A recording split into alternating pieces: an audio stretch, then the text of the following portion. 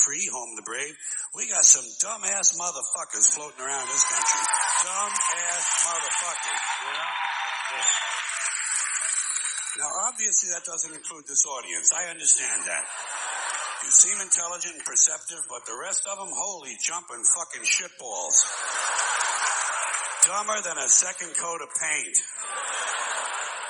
And this ain't just ranting and raving. This ain't just blowing off steam. I got a little evidence to support my claim.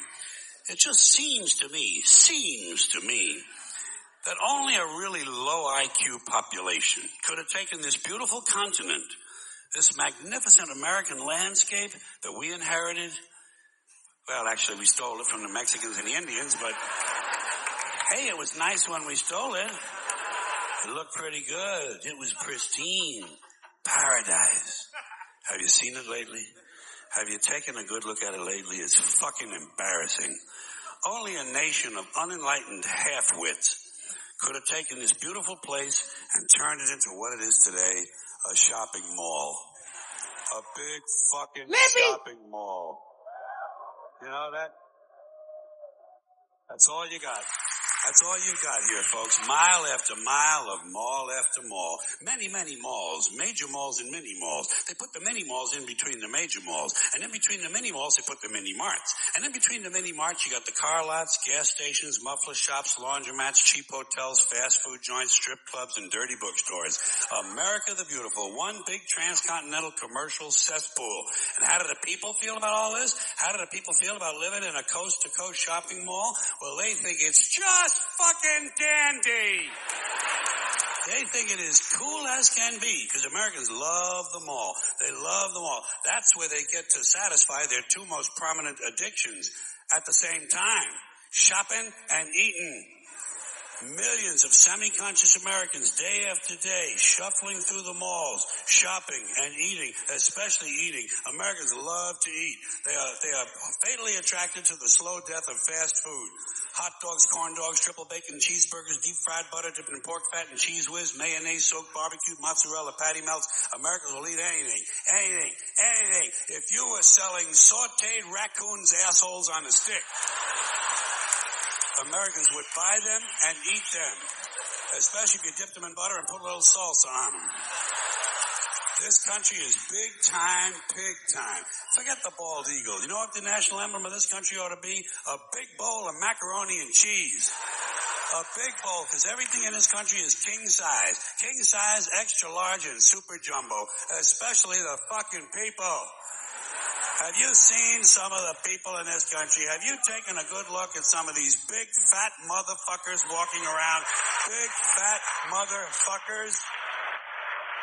Oh, my God. Huge piles of redundant protoplasm lumbering through the malls like a fleet of interstate buses. The people in this country are immense, massive bellies, monstrous thighs, and big, fat fucking asses. And if you stand there for a minute and you look at one of them, you begin to wonder, how does this woman take a shit? How does she shit? And even more frightening, how does she wipe her ass? Can she even locate her asshole? She must require assistance. Are paramedics trained in this field? And standing right next to her, of course, with a plate full of nachos and a mouthful of pie is her clueless fucking husband, Joe Sixpack. With his monstrous swollen beer belly hanging dangerously out over his beer belt buckle. This guy ain't seen his dick since the Nixon administration. And if you stand there and you look at the two of them, you begin to wonder to yourself, do these people fuck? Is this man actually capable of fucking this woman?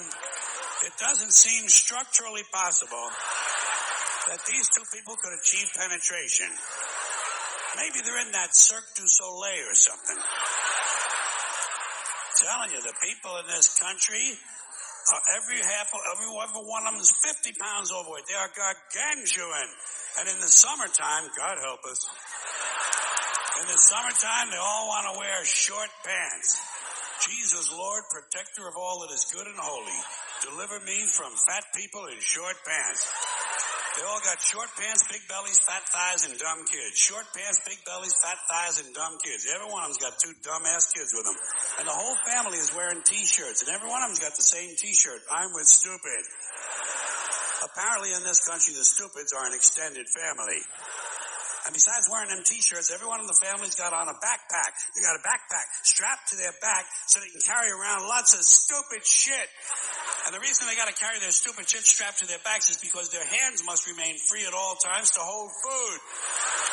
And to get that food up to the mouth where it gets shoveled in with all the rest of the disgusting shit they ate that day.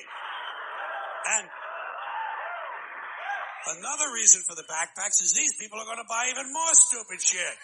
They ain't got enough stupid shit at home. They just had a stupid shit sale. They ain't got to buy more. They're going to go out in the parking lot and stuff this stuff into the big, fat, ugly, oversized SUV that's got plenty of room in it. Plenty of room in it for stupid shit and lots of room left over for these big, fat, ugly motherfuckers to get them home. Stopping, of course, for jelly roll and fried dough. These people are efficient, professional, compulsive consumers. It's their civic duty. Consumption. It's the new national pastime. Fuck baseball. It's consumption. The only true, lasting American value that's left, buying things. Buying things. People spending money they don't have on things they don't need. Money they don't have on things they don't need. So they can max out their credit cards and spend the rest of their lives paying 18% interest on something that costs $12.50. And they didn't like it when they got it home anyway. Not too bright, folks. Not too fucking bright. But if you talk to one of them about this, if you isolate one of them, you sit them down rationally, and you talk to them about the low IQs and the dumb behavior and the bad decisions, right away they start talking about education. That's the big answer to everything. Education. They say we need more money for education. We need more books, more teachers, more classrooms, more schools. We need more testing for the kids. You say to them, well, you know, we've tried all of that, and the kids still can't pass the test.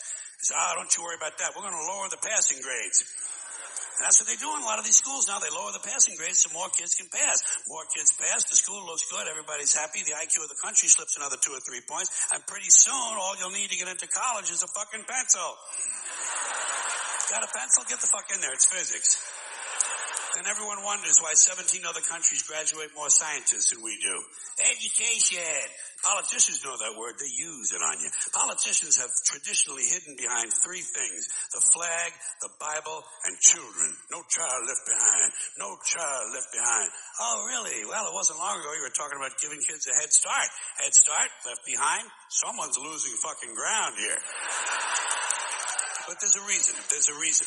There's a reason for this. There's a reason education sucks, and it's the same reason that it will never, ever, ever be fixed. It's never going to get any better. Don't look for it. Be happy with what you got.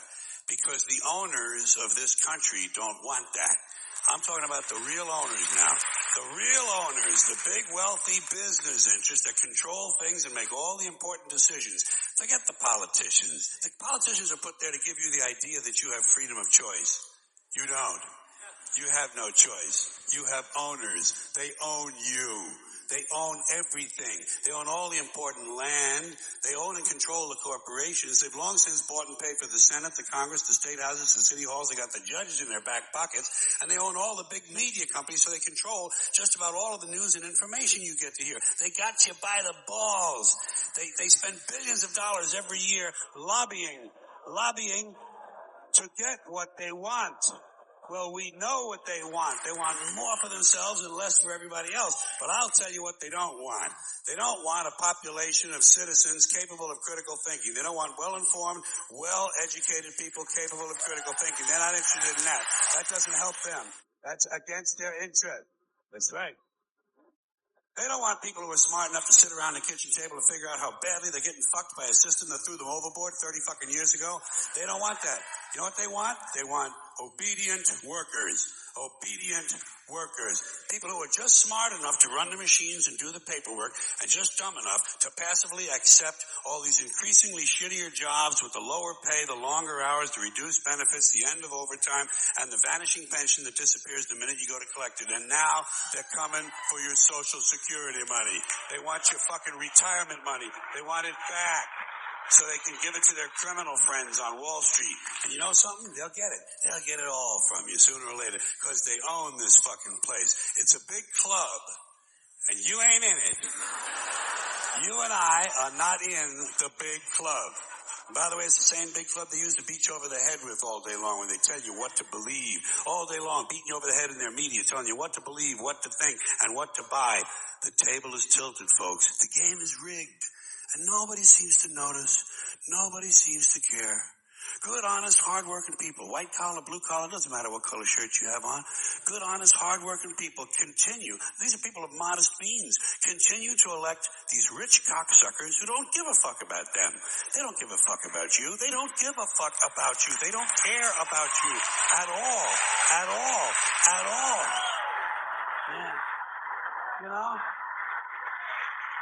And nobody seems to notice. Nobody seems to care. That's what the owners count on. The fact that Americans will probably remain willfully ignorant of the big red, white, and blue dick that's being jammed up their assholes every day.